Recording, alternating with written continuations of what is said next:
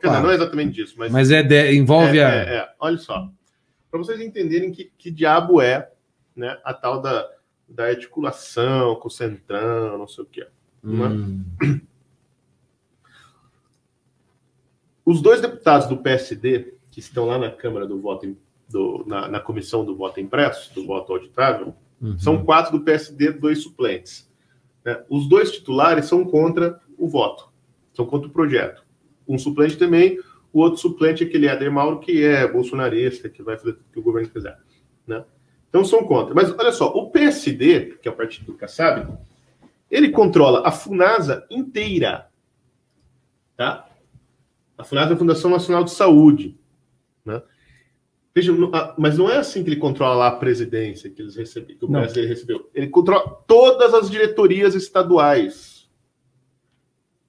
do órgão, que sei lá, 17 bilhões, sei lá quanto que a Funasa tem em mãos. Meu Deus do céu.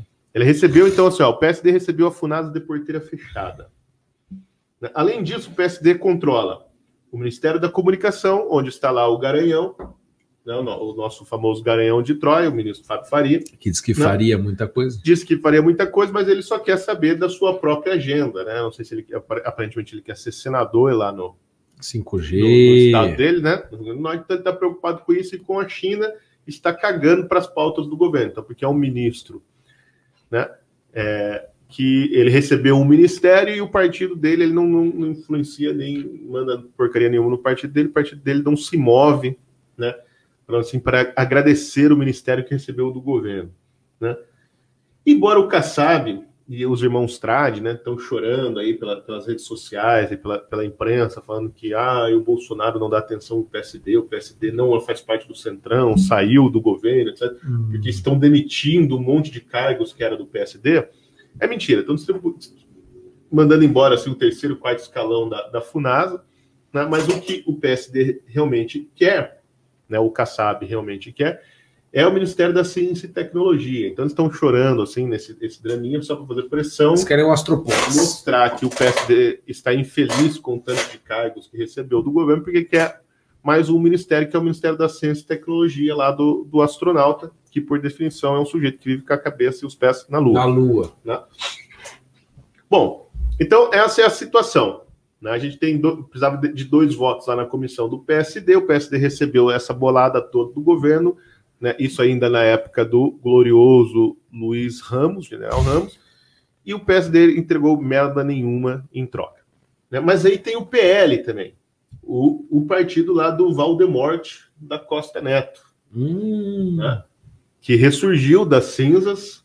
Que é o partido do Lima, desculpe, do Marcelo Ramos, que é o vice da Câmara. Da Câmara, exatamente. Ex-comunista. Isso, que nós vamos falar que é o famoso PL, Partido Liberal, que era o partido lá do vice do Lula, etc. Liberais. Inclusive foi o próprio Valdemar Costa Neto que fez essa aliança entre aquele empresário lá que eu esqueci o nome, que era o vice do Lula, e o Lula. José Alencar. Né? Então, o que acontece? O PL tem, obviamente, a Secretaria de Governo, que é provavelmente o ministério mais importante, porque é o ministério responsável pela negociação entre o governo e o Congresso, né? A Secretaria de Governo é da Flávia Arruda, essa que o Bernardo estava falando aqui. Né? Mulher dele, né? Esposa do ex-governador do Distrito Federal, que acabou em cana, e eu conheci ela quando ela era marmiteira da cadeia, né? Que ela ficava levando marmita lá pro marido, né? Pobrezinho comer na cadeia, né? Então ninguém pode falar que ela não entende de articulação, que de marmiteira da cadeia a ministra Segovia, a mulher tem que entender pra caramba desse negócio, né? Mas ela, segundo os deputados da base que foram reclamar com a falta de articulação do governo, ela lavou as mãos, disse que não pode fazer nada, que não era da alçada dela, né? Mesmo ela sendo do PL. O PL também tem os deputados na comissão que vão votar contra o voto auditável, tá bom? Né? Partido que PL e PSD já. Né? Mas não é só o ministério, tá? Não é só o ministério que o PL tem. O PL ainda tem 2 diretorias importantes dentro do FNDE, que é o banco do MEC, que controla 54 bilhões de reais. O PL ainda tem 2 secretarias importantes lá dentro, né? E há quem diga que também o secretário executivo do MEC, Vitor, depois esqueci o nome dele agora, também é indicação, lá está na cota do Valdemar. Além disso, o PL é o segundo partido na fila de preferência do Jair Bolsonaro para ser candidato em 2022. O primeiro é o PP, não, o primeiro era o Patriotas. Mas daí o Patriotas mostrou lá que é muito caro ser patriota, né? Assim, até para ser patriota tem um preço. Claro. Né? Quem quer rir... Né? Não deu. Então, daí tem agora a opção que é o PP e depois a segunda opção é o PL. Tá, né? Os dois partidos estão nessa briga aí para ver quem vai levar, né, a esposa, a noiva, né, que é o Jair Bolsonaro.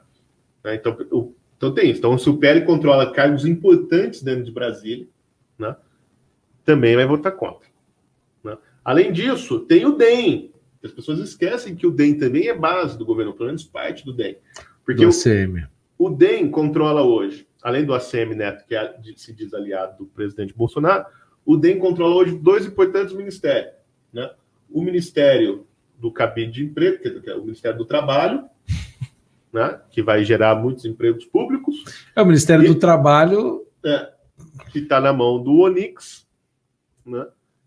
E o Ministério da Agricultura, da Tereza. Né?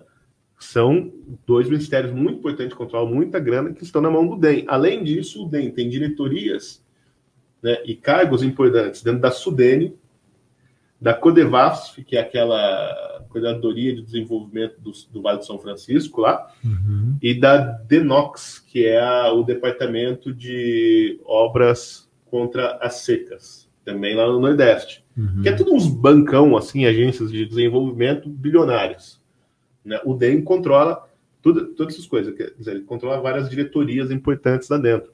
E o DEM também vai votar contra. O que isso quer dizer? Isso quer dizer que a articulação, que o governo, né, como diz a imprensa, se entregou para o Centrão, mas o Centrão não se entregou para o governo. Né? Aquela história do dando que se recebe, é só dando. Só dando. Então, quer dizer, o governo fez tudo isso. Né? A música dos Mamonas Assassinas, em português, né? Isso. Já me passaram a mão na bunda e ainda não comi ninguém. Né? Então, quer dizer, isso ainda são resquícios da péssima articulação que o ministro Luiz Ramos fazia na época, né? Mas a coisa mudou, né? E mesmo assim, mesmo com, né, o cobrão lá do Ciro Nogueira, não foi conseguido, não conseguiram reverter. Então, como que vamos fazer para passar essa porra no Senado? Só tem um jeito, é a pressão popular. Né? Da mesma maneira que foi passado o impeachment da Dilma, não tem outro jeito, as pessoas vão ter que ir para Brasília e vão ter que ficar acampadas lá 1 mês, 2 meses, vão ter que mudar ucranizar. Vai ter que ucranizar, não há outra solução. Não pode ser mais manifestação nos mesmos moldes aí. Não esquece. Tem que ser uma nota para cima. Tem que ir para cima. Acabou. Não há outra. É uma outra escala de manifestação, né? Não é ir a rua embora. Porque, veja, não vai ter. Não existe governo. Isso que precisa as pessoas entenderem. Não tem governo. Quer dizer, tem o governo lá, o Bolsonaro, os ministros, mas o que existe? Não existe uma colisão possível para o governo. Há um problema na estrutura política brasileira que agora ela está chegando provavelmente no seu fim, né? E não dá para as pessoas quererem uma solução, porque essa solução ela vai exigir uma ruptura, certamente, da ordem constitucional. As pessoas têm que estar preparadas que daqui, no máximo, 6 anos, nós vamos ter outra Constituição. Essa Constituição acabou, ela não tem como ser consertada mais, já foi para o saco. Né? Em pano novo não se faz remendo com pano velho. Exatamente. Por quê? Qual que é o problema? Aliás, em pano velho não se faz remendo com pano novo. Não dá para ter a coalizão, por quê?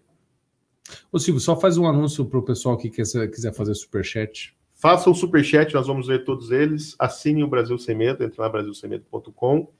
E o rapaz que está falando da valsa do Bolsonaro aí, manda um e-mail para brigue@brasilsemmedo.com. Mas o Brigue já recebeu, né, Brigue, o e-mail?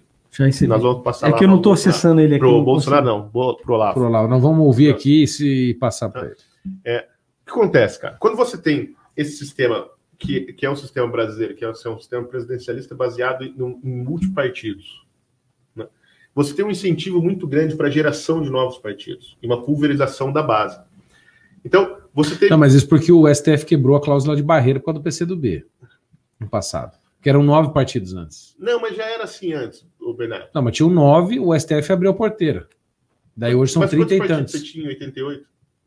Você tinha um monte. Não sei, mas quando eles pegaram a cláusula de barreira, não me lembro que lá não foi 16. Não, mas 2006, o que acontece? Eles foram de 9 para 30. Quando você tem, sobretudo quando você tem 2 candidatos fortes, que é o que tem acontecido nas últimas eleições, né?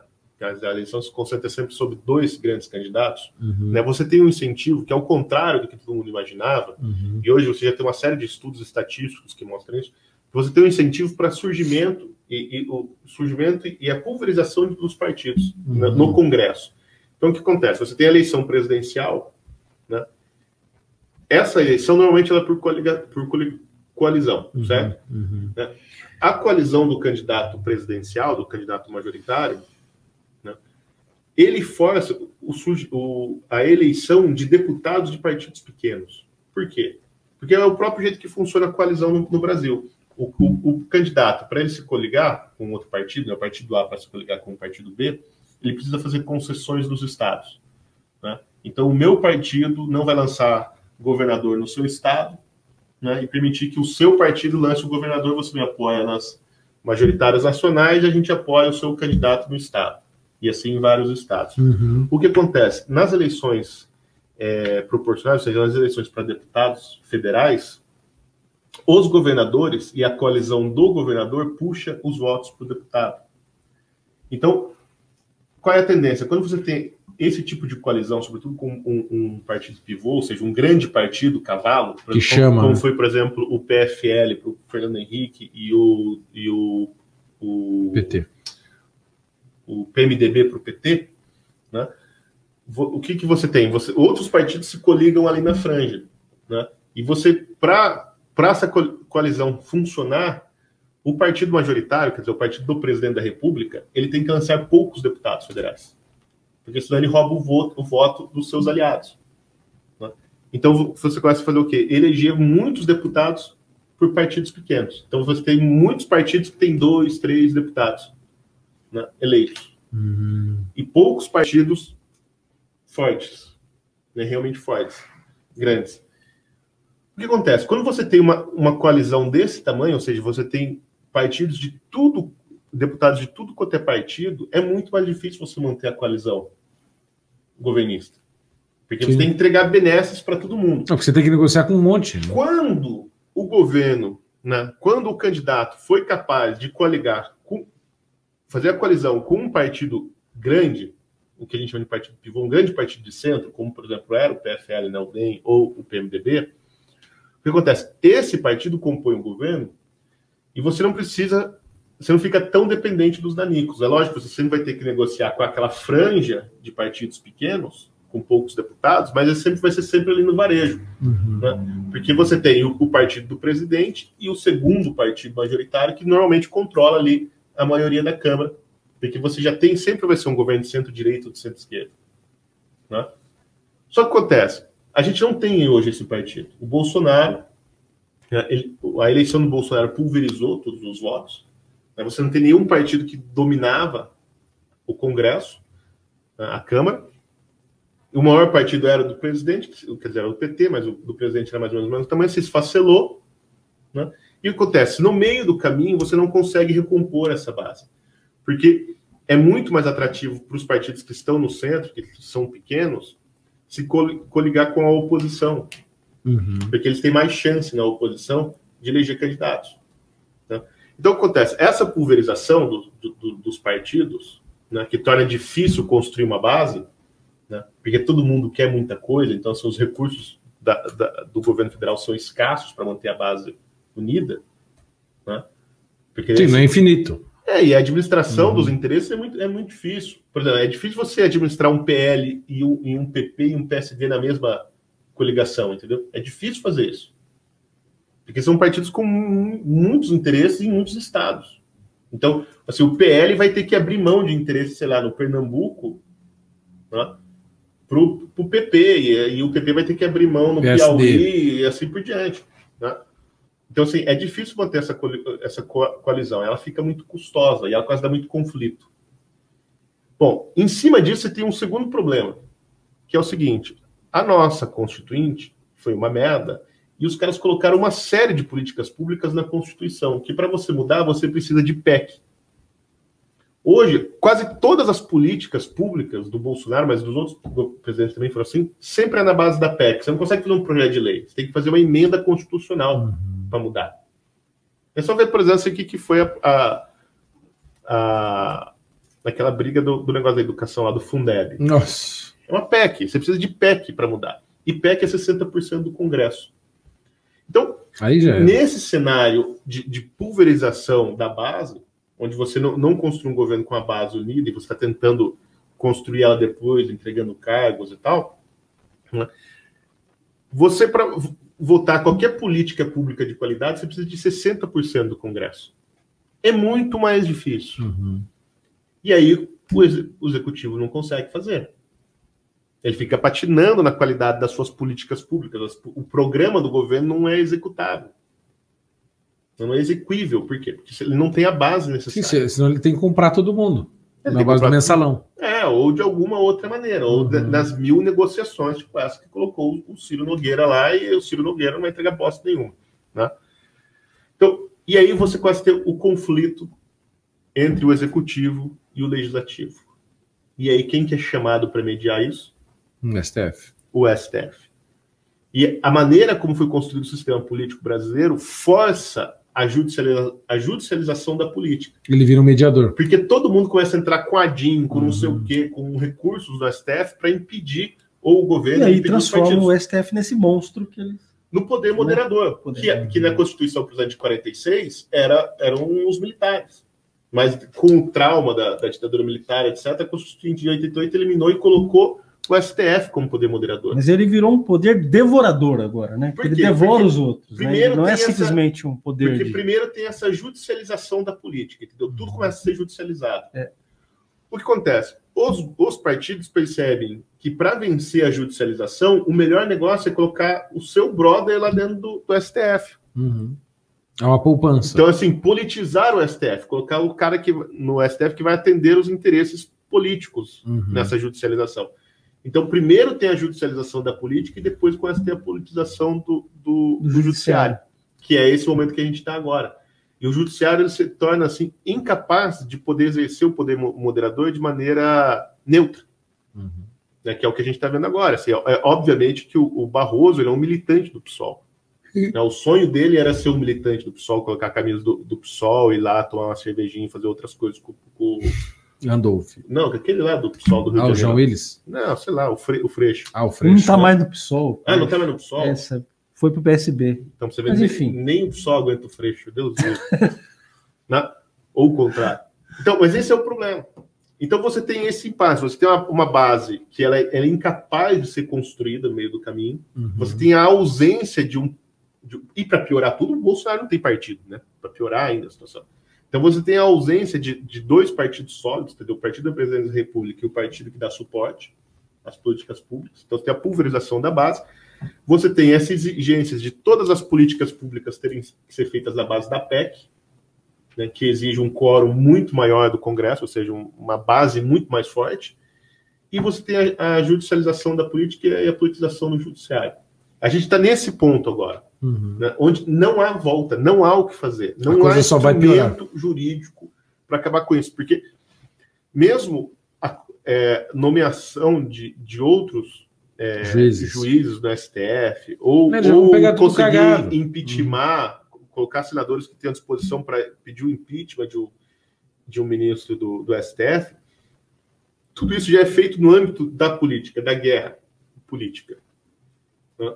Já é feito na base assim do toma lá da cá, da troca de interesses, etc. O sistema já acabou. Ele já chegou onde ele tinha que chegar. Né?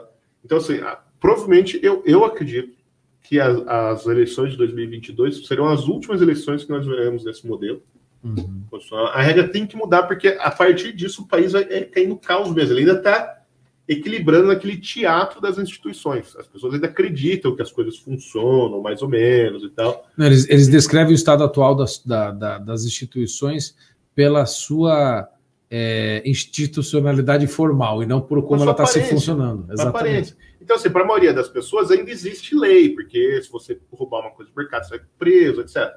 Mas o aparato institucional do país inteiro, né, o seu funcionamento político, chegou no seu ponto de destruição. Ele não tem mais como funcionar. Um colapso, né? Exatamente, ele colapsou. Não vai mais para frente. É isso que está acontecendo. Isso é bom, né? É um sistema entrópico, né? É um sistema entrópico. Ele foi feito, ele levou 30 e tantos anos. 33 anos. Para chegar nisso, né? Mas é mais ou menos o que leva mesmo, porque de 46 a 64 também teve ali 20 anos, que a Constituição funcionou, e caiu pela mesma coisa. Você começou a ter conflito entre o presidente da República e o Congresso, né? E você teve que fazer o quê? Você teve que politizar as Forças Armadas para resolver, que foi isso que aconteceu. As Forças Armadas não entraram lá neutras, vamos salvar o país. Eles entraram e falaram, não, agora vamos governar essa merda aqui, né, do nosso jeito. Então você tem esse ciclo aí de 2 décadas, 3 décadas que a Constituição... Então nós vamos para a nossa 10ª Constituição. E você veja, esse manifesto hoje dos ex-presidentes do TSE... E futuro presidente. E futuro também. Hein? Os ex-presidentes, ou seja, desde o Nery da Silveira, lá no governo Sarney, até o atual, Lulu, que é o Barroso. O Lulu. Então, todos eles assinaram isso. Você pega os nomes desses caras, você vê lá a descrição dos donos do poder, das elites que foram colocados por essa Constituição. Falando... É a descrição dessa turma toda que levou o país a essa situação. Escuta aqui, falando no Lulu Boca de Veludo, o que você tinha para falar sobre ele?